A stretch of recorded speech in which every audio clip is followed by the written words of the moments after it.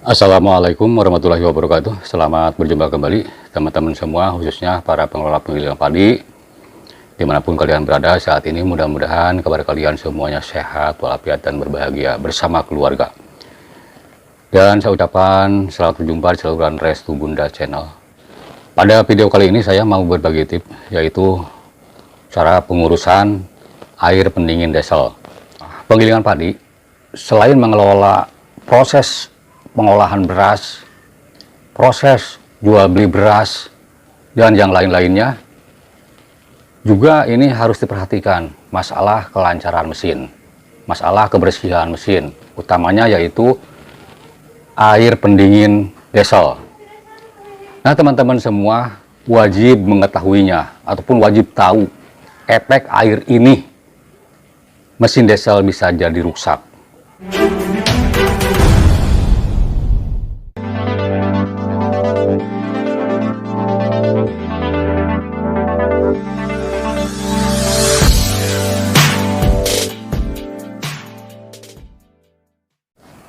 Sering sekali hal ini terjadi adalah mesin diesel ataupun oli diesel bercampur air, sulit diketahui.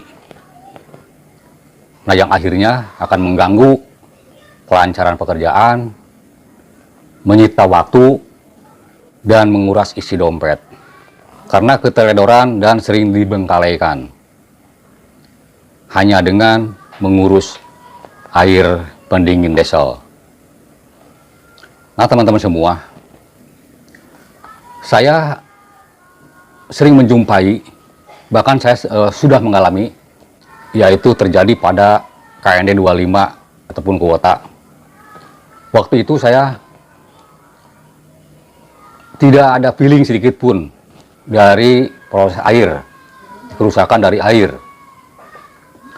Nah, setelah saya cek, kalau pagi-pagi itu oli itu mudah bercampur air, udah seperti susu rupanya ataupun warnanya.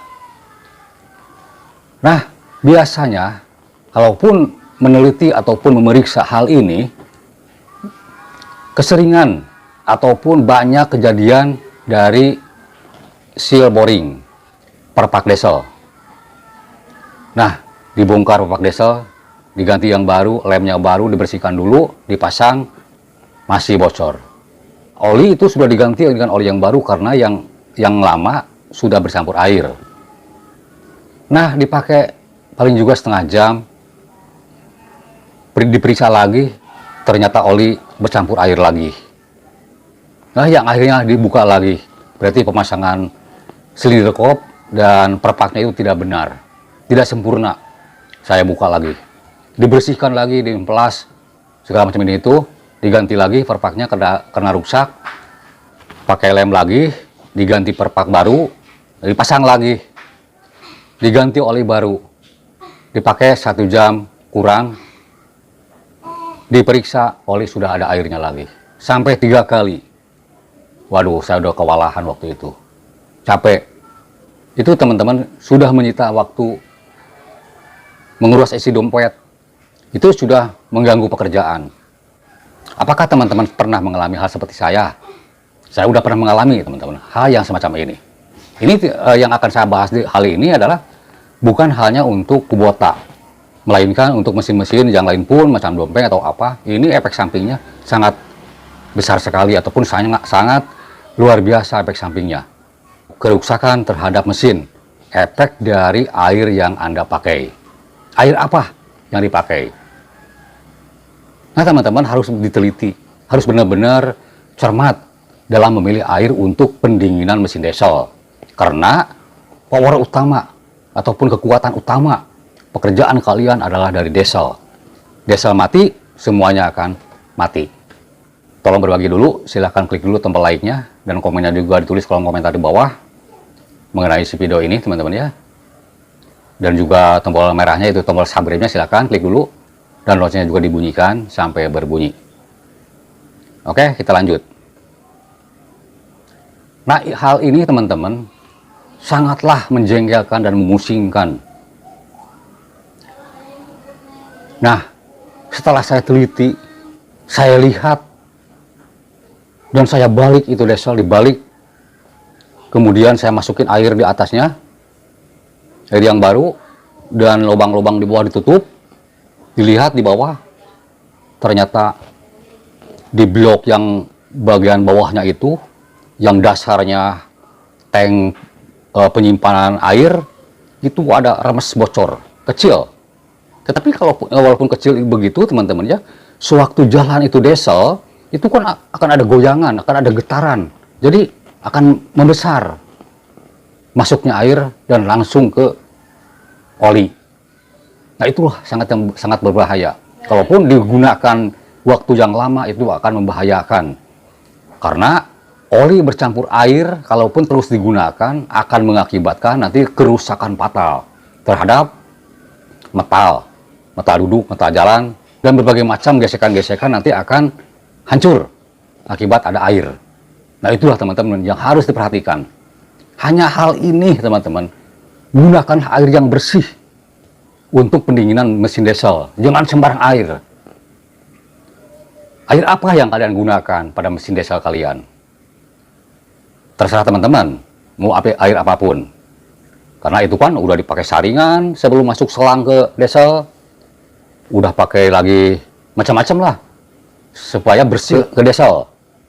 Nyatanya mungkin teman-teman sudah mengalami, walaupun mesin dompeng ataupun mesin-mesin Cina kayak begitu, yang anti bocor dari bawahnya, anti bocor itu ya, karena tebal itu kalaupun dompeng, di bawahnya itu dasarnya bak penampungan airnya itu. Tetapi teman-teman coba perhatikan, dalam waktu 1 bulan, kadang-kadang itu ada mangpet di buangannya itu. Pas diperiksa itu ada plek-plek yang kayak seng itu ya. Itu adalah semacam karat yang tipis panjang itu. Itu dari mana teman-teman? Ada semacam kotoran-kotoran macam begitu. Sedangkan tadi udah teman-teman lakukan dengan penyaringan khusus dari selangnya yang sebelum masuk ke tangki airnya, dan air selalu sirkulasinya bagus, lancar. Mungkin kalaupun ada kotoran sedikit-sedikit langsung terbawa. Tetapi ini suka ada plek ini teman-teman, di dalamnya itu semacam plek apa ya, itu ada semacam agak besar, cuman tipis itu ya, semacam lempengan besi kayak begitu. Cuman itu udah semacam karat macam itu. Sering sekali itu dompeng kayak begitu. Apakah teman-teman sudah mengalami hal yang semacam ini? Ini adalah karat. Dari mana sumbernya? Dari air yang Anda gunakan. Dari air yang Anda salah memakai. Air apa yang Anda pakai? Nah teman-teman semua, di sini saya akan terus berbagi mengenai tip-tip masalah penggilingan padi. Walaupun bukan masalah proses pembuatan berasnya, proses jual beli berasnya, ataupun proses sistem modifikasi pembuatan beras, tetapi hal ini tidak kalah pentingnya, teman-teman harus mengetahuinya. Harus, ini wajib mengetahuinya teman-teman semua. Mungkin teman-teman menggunakan air hujan. Saya tidak menyalahkan air hujan pun yang dipakai untuk bak pengisian pendinginan air untuk ke bak itu. Tidak menyalahkan, silakan menggunakan juga air hujan. Tetapi ada efek sampingnya air hujan juga teman-teman. Air hujan memang itu jernih, bersih, kalaupun itu ditampung. Wah, air hujan juga bagus untuk dipakai untuk pendinginan air diesel. Tetapi coba teman-teman ya, teliti. Kalaupun bak pendinginan air ataupun penampungan air, baknya itu diisi air hujan, coba perhatikan dalam waktu 1 minggu atau lebih, itu air hujan pinggiran baknya itu akan ada semacam lumut, cepat lumutnya itu, numbuh lumutnya itu cepat, dan bintik-bintik juga cepat itu akan berkembang biaknya cepat sekali itu di air hujan. Ya intinya air hujan itu kadang-kadang mengandung ada semacam asin, ada itu kalaupun dibiarkan disimpan itu. Jadi ada semacam keras, kurang baik lah gitu ya. Untuk tubuh manusia, air hujan kalau diminum kurang baik memang gitu ya. Nah, efek ke desa juga sama teman-teman ya. Saya rasa ini kurang normal kalaupun menggunakan air hujan. sebaiknya air hujan itu ditampung dulu di satu bak, di mana nanti kalau udah ada beberapa hari baru dipindahkan ke bak penampungan bak yang buat ke diesel. Sebaiknya begitu ya, supaya unsur-unsur yang tadi yang saya katakan itu menghilang dulu, dan udah tersinari matahari dan udah keluar segala macam yang nantinya akan menimbulkan semacam licin ke tangan juga itu nantinya. Nah, kemudian juga teman-teman ya, selain dari air hujan, di sini juga ada banyak yang menggunakan air sawah ataupun air irigasi. Silahkan Anda gunakan air sawah juga ataupun air irigasi juga. Tetapi teman-teman, di situ kan udah dikasih macam saringan ya tadi, yang sebelum masuk ke diesel.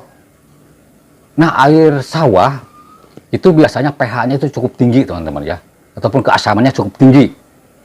Karena kalau air sawah biasanya kalau dari padi-padi begitu ya, dari situnya itu biasanya kan suka ada para petani itu ada bekas pupuk atau apa dari sananya.